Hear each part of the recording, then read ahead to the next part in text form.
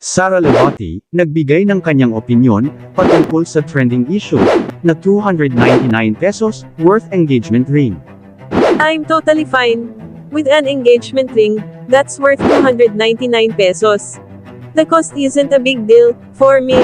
The most important thing is that my husband loves me deeply.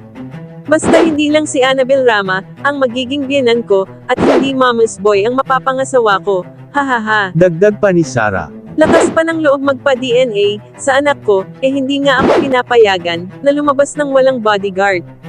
Gosh, nakakahiya kayo. Kayo mga idol, anong masasabi nyo sa ating topic? Parang uso kasi ngayon sa mga artista, nagawan muna ng issue, ang mga babae nilang partner, bago makipag-date sa iba, tulad nitong si Daniel Padilla, kisyo wala ng oras si Catherine sa kanilang relasyon. At ito naman ngayon, si Richard Gutierrez, binigyan muna ng issue si Sara Labati, bago nakipag-date, kay Barbie Imperial. Kayo mga ka-showbiz, anong masasabi nyo sa ating showbiz topic ngayon?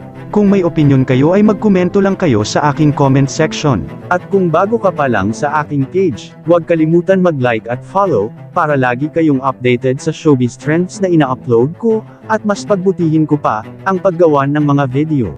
Maraming salamat po.